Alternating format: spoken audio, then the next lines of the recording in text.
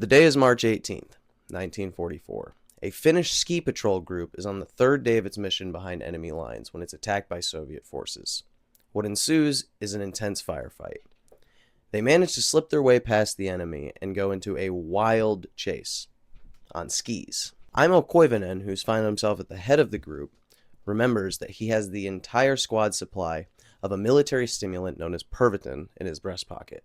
Up until this point, Koivunen had taken a suspicious view of the stimulant handed out by the Germans to the commando forces that found themselves operating behind enemy lines. But now, this situation had become serious. Aimo only meant to take one of these pills, but in an intense situation that he recalls of them all being clumped together due to the intense temperatures, all 30 of the pills in the bottle were emptied into his mitten.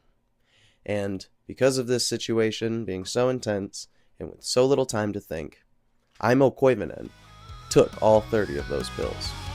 Hello, my name is Dante, and welcome to the Inferno.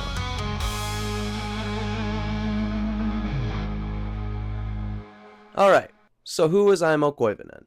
Aimo Koivunen was born October 17th of 1917, and at this point in his very short time here on Earth, he had found himself to be a corporal in the Continuation War. Okay, listen, there was a lot of wars happening in the 1940s, and I can't be held accountable to keep track of every single one that was happening once, and which one was part of World War II and which one wasn't, but this war specifically was declared by the Germans in this area, and they forced the Finnish to ally with them. That's what was told to me in the articles that I read. That doesn't matter. What does matter is what happened to Aimo. Pervitin, also known as Ukipulver, was a stimulant produced by the Berlin-based Temmler Pharmaceutical Company in 1938. This drug is known nowadays as methamphetamine, and the Germans have supplied the Finnish army with this stimulant for their forces to use when they're caught behind enemy lines. So now that we got that covered, allow me to tell you the story of the first documented soldier to overdose on methamphetamine. So in his memoirs, Aimo said that he realized he had taken the entire dose and had an insanely massive burst of energy, but then he got very, very, very disoriented and remembers running into the Russians. Now, what had actually happened was his crew, realizing that this man had just ingested at the time a record amount of methamphetamine, probably didn't need a gun. So they took away his ammo, his supplies, and were basically like, hey buddy, we're going to need you to ride this one out and not be a danger to us. Aimo Koivunen had become dangerous to his environment and to others around him. Because of the methamphetamine that he was ingesting, skiing went great at first, he had a lot of energy, but then the hallucinations started. So Aimo entered a state of delirium shortly after separating from his squad at some point in the night, and he wakes up the next day realizing that he is completely separated from his squad with no gun, no ammo, and no supplies. And he is now suffering from a prolonged overdose in the Arctic temperatures. He is all alone. The next few days for Aimo were a blur. He remembers seeing old friends from his past walking out of the snow cloud just to walk off into the snowdrift and disappear forever, just leaving him wandering aimlessly in different directions, not knowing what was real or what was a product of his hallucinations. At some point, he boiled some pine buds for sustenance and was able to gather what little energy he had from that. Also recalled running into multiple Russian forces and not realizing if he was actually in a fight or just tripping balls. And a lot of this is really hard to put together because you have to realize that this guy was just completely out of his mind. A lot of this stuff that we are looking at isn't really fact-based when it comes to his telling because he's a little bit of an unreliable narrator. What we do know is the evidence that was left behind on his adventure. And what we do know for sure is that at some point Aimo found a cabin, and this wasn't any ordinary cabin. This cabin was an abandoned German outpost. And I mean, what luck. Even if there wasn't a radio or supplies in there, there is a wall between him and the freezing cold temperatures and feasibly some way for him to signal for help inside. At this point, you have to be sympathetic to the situation Aimo is in to the nth degree. And this guy cannot be held accountable to the next steps that he took, because there's no way he was thinking, I gotta be careful. The only thing probably going through his mind was, let me get inside, because Aimo opened the door to that cabin and he stepped on a landmine. Alright, now let's take a moment to talk about the effects of methamphetamine on the body. Methamphetamine is a potent stimulant that works by increasing the activity in the central nervous system. Now, I don't want to sit here and read the Wikipedia page, but it shares similarities with other amphetamines in that they both heighten energy, reduce appetite, talkative alertness. You know, I'm going to grab the list. Rapid breathing or difficulty breathing, rapid or regular heartbeat, chest pains and confusion that could indicate a heart attack or stroke, seizures, psychosis, hallucinations, high body temperature, peeing, or having very dark urine that could indicate kidney failure, stomach pain, aggressive or agitated behavior, and loss of consciousness. So basically, this guy was on one.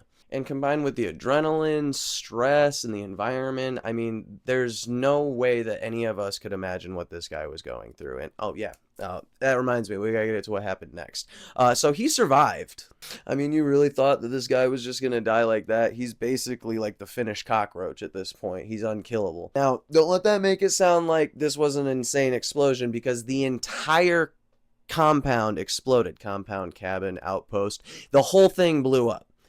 And Aimo and the door piece that he was holding got flown 20 to 30 meters through the air, and he landed in a ditch. So now Aimo's laying there, completely helpless. His clothes are basically ripped to shreds. He has no food. He can no longer walk. And he's still tripping balls.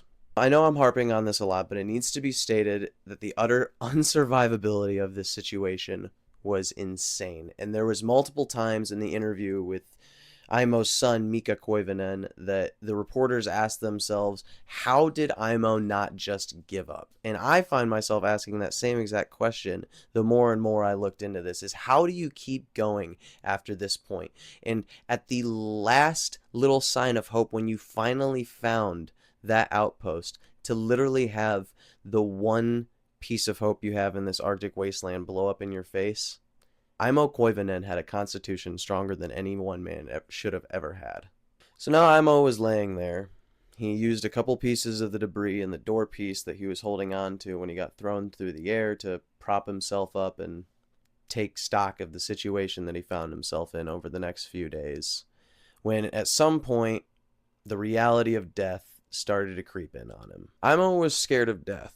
But more than death, he was scared of becoming food for the ravens. And after some point laying in that ditch, not even Aimo knows exactly how long he was there, a Siberian jay landed on his chest. Now, this is a little bit contested, because in the article that I translated, it said that his son referred to it as a moonshiner, and I'm not sure if that's just like a local terminology for this type of bird, or if it's just that I translated it wrong. But everywhere else it says that it was a Siberian jay, but either way, it was some type of bird of the corvid family. In that moment, Aimo made a decision. I'm gonna eat you first. And Aimo grabbed that bird with his bare hands and ate it. After this, Aimo felt more validated in staying alive. He saw the bird as a sign that he needed to keep going, and after a while, he began to hear a sound that he recognized. The sound of an engine. A German reconnaissance plane had been sent out to investigate the area where, their cabin exploded. So Aimo, with a gigantic burst of energy, seeing as this is his last chance to get rescued, shoved his fur cap on the end of his ski pole and started waving it in the air as hard as he could. He had finally been spotted. Now, it took the Germans longer than they thought to get to Aimo, because the area he was in had been laid with landmines. And it's honestly a miracle that he didn't set any of them off on his way to the cabin and only set off the one that was inside. But after 2 weeks in negative 20-degree temperatures, without any food, any supplies, behind enemy lines, with no weapons, Aimo Koivunen arrived at Salafield Hospital on April 2nd, 1944, almost exactly 2 weeks after he was separated from his squad. After traveling over 200 kilometers, I'm sorry, I think that math's wrong, 400 kilometers He was brought into the hospital. At the time, his heartbeat was measuring at about 200 beats per minute, and he weighed only about 94 kilograms. It was a miracle that this man was alive without the intense amount of drugs that was running through his system, and with that, unheard of. So, what was the final verdict? A nearly full recovery. Now, Aimo's leg had been pretty injured from the explosion. It took a while for him to recover, and it left him with a really bad scar. He lost a toe. Aimo would go on to marry Elsa Koivunen, and they would have 9 children together until he passed away in 1989 at the age of 71 years old, living an entirely fulfilled life after surviving his unbeatable odds in the Constitutional War, which itself ended 6 months later with an armistice. This video serves to tell the story of what happened to Aimo as closely as to the source as possible. Aimo himself wrote a memoir called Pervitin Patrol for the magazine Kansa Fightery in a contest that they were doing, which his story was later published. I believe it came second in the competition.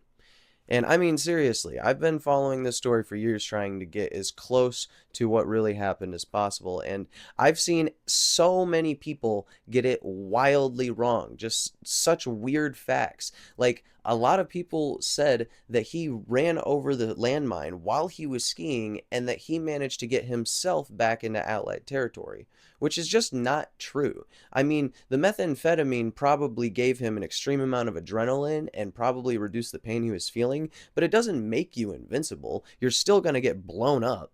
I really just wanted to try to find out what happened in the man's own words, and he might be an unreliable narrator himself, but the evidence itself is clear. The cabin exploded.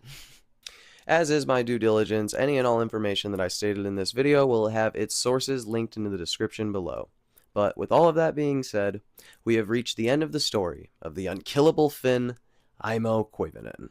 God, I've said that name so much today, and I probably didn't pronounce it right once, but I love the guy. I did my best. Ladies and lentils, take it easy.